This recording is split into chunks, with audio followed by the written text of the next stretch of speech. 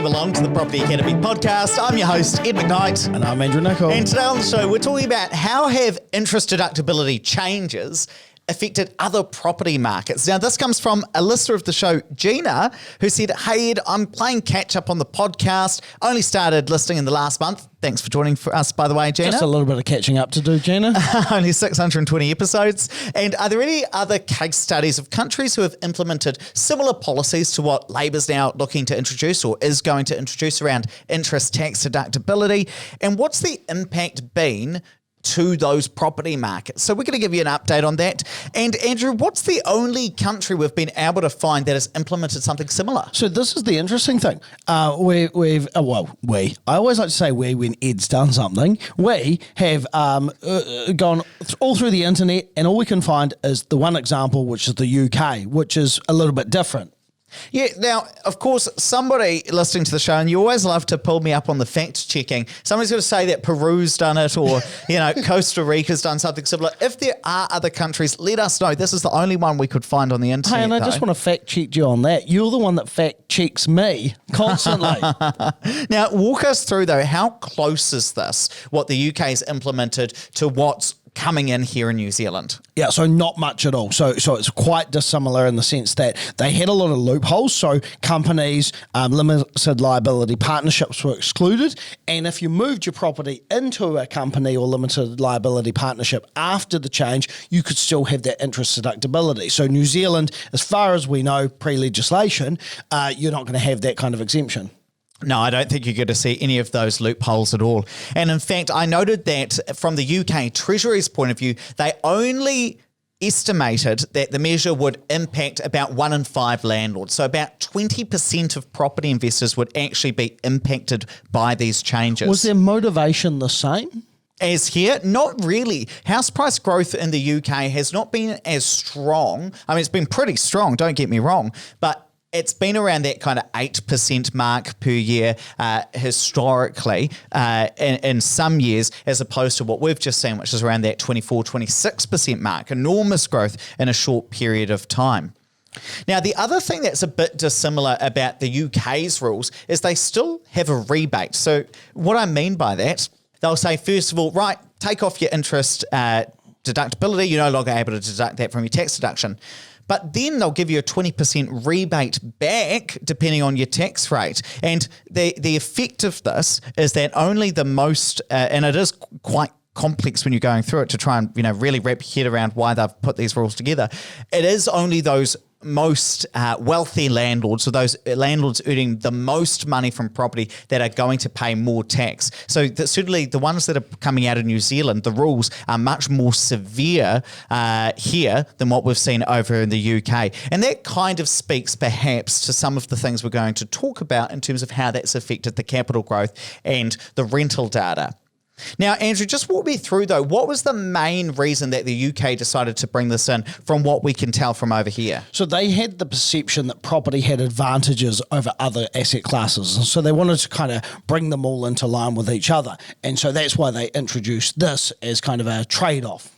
Now, the one question a lot of people are going to be asking is, well, did house prices fall? I know that's kind of the big thing people are worried about when you've purchased a very expensive asset with a lot of debt. And now you're saying, well, what happens if that asset value falls? And the answer is no, house prices did not fall in the UK. And certainly, while it appeared to slow capital growth in terms of increasing house prices over the short term, it hasn't inhibited capital growth. So let me just walk you through this.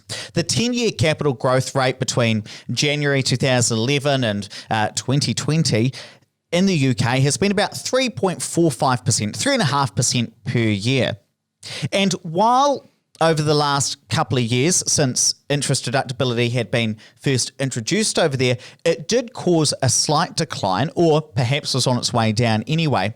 Over the last year and a half, we've seen capital growth pick up quite significantly because of the same factors that have driven up house prices here. Low interest rates, stimulus from the government, the fact that we're all spending more time in our homes. And in fact, we've seen 8.6% capital growth between Feb 2020 and Feb 2021, according to official UK sources. So that's more than twice the average over the last 10 years in that case.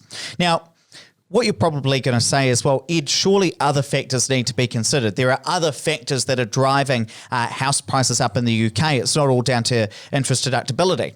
And that's absolutely right. They've also introduced a stamp duty holiday. They've got stamp duty in the UK, so it costs you tens of thousands of pounds in order, or I think it's 3%. Somebody's going to fact check me on that. I think it's 3% of the property's value that you're going to be taxed every time you buy or sell a property.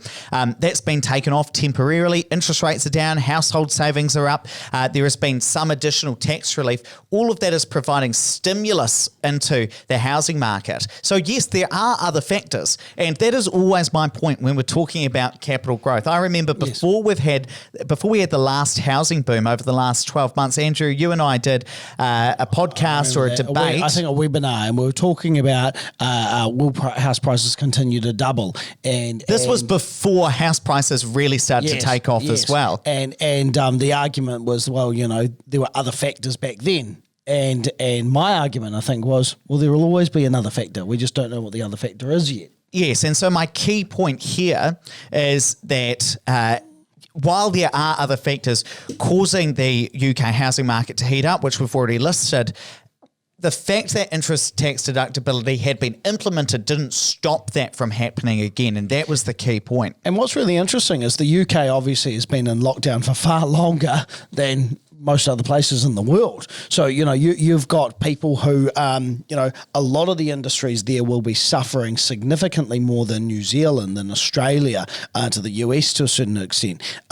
And yet the housing market is buoyant despite those things because of these other factors. Actually, one other thing that you should just talk to us about, and I wasn't going to bring this up in this episode, but we might as well before we go on to talk about UK rents, is just the difference between how house prices have grown in New Zealand under Labour and national governments. There's often a perception among the property investor community that Labour, bad for house prices, National, good for house prices. We want house prices to increase, so National's our party. The data doesn't actually present that, certainly over the last kind of 29 years of data, does it? I think this is the dirty, dark secret of property investors as well, because no one wants to admit that they're going to vote Labour, but we all make more money under Labour. So the average capital growth rate under Labour is 8.51%, whereas under National it's only 6.12%.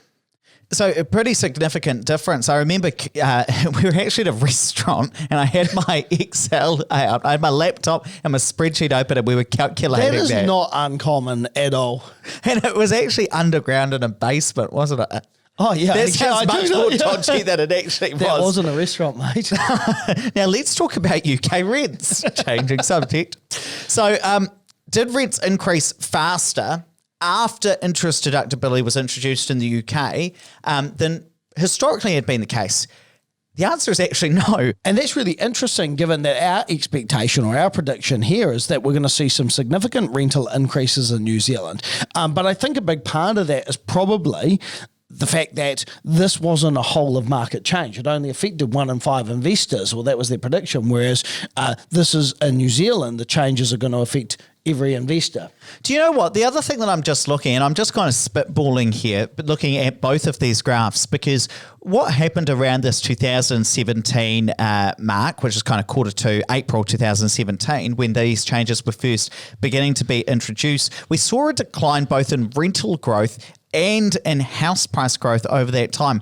I wonder, Andrew, how much of this, if any, was due to Britain's changing role in the world, and I'm specifically talking about Brexit here and the move out of the European Union. Yes. Perhaps that meant that some businesses were relocating into European cities. Perhaps there wasn't as much foreign direct investment or people migrating over to the UK. I mean, I really am spitballing because I don't have the data to back that up, but it seems Interesting Since when has to it me. stopped you? Well, it does seem interesting to me that we see a decline in both of these Yes. and quite a sudden drop in rents prior to this change being introduced, or prior to 2017. They had, in some cases, about 3.5% growth in rents per year, and it was pretty consistent. It started to fall away from around that 2016 mark. So I wonder how much of that had been caused by that. But certainly we didn't see rent spike in the UK like we are predicting over here. Again, it does come down for me to the whole idea of this whole of market change. Yes. So over in the UK,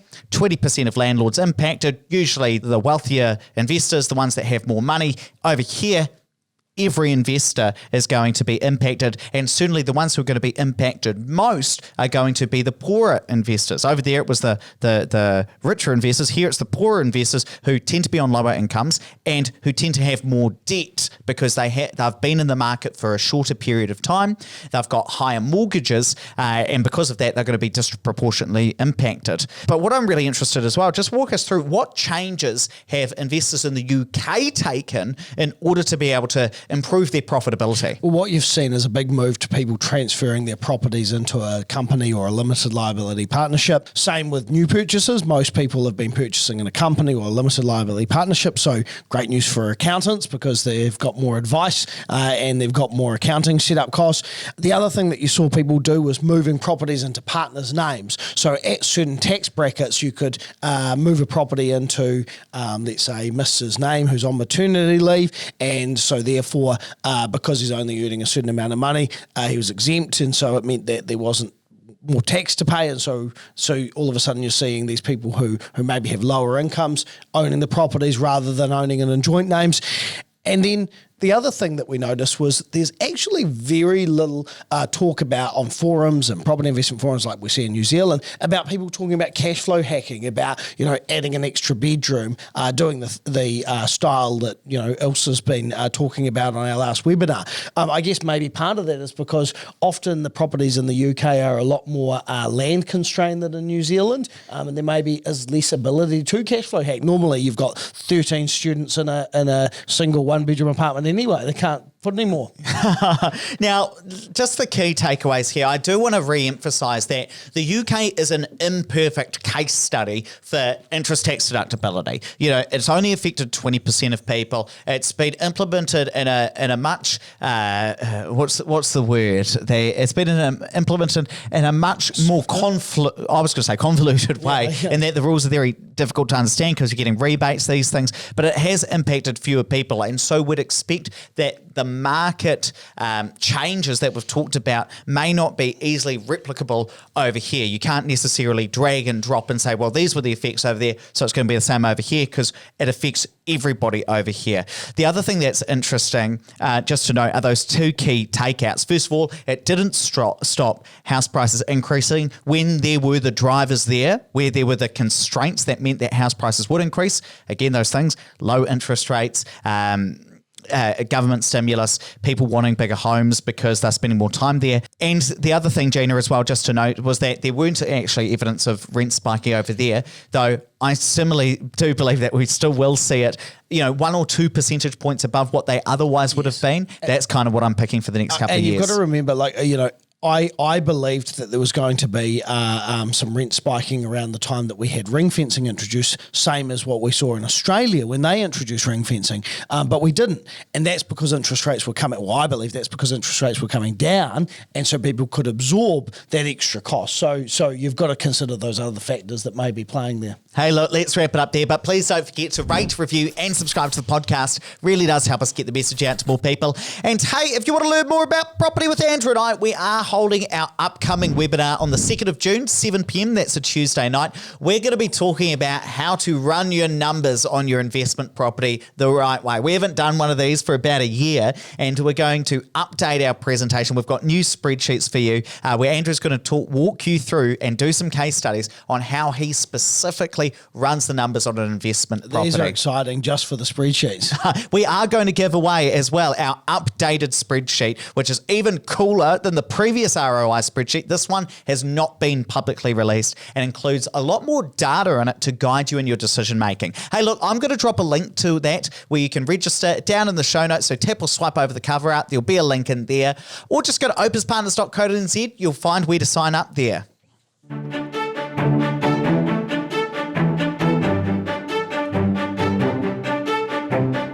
Thanks for listening to the Property Academy podcast. I'm your host, Ed McKnight. I'm Andrew Nicol. And we're going to be back again tomorrow with even more daily strategies, tactics, and insights to help you get the most out of the New Zealand property market.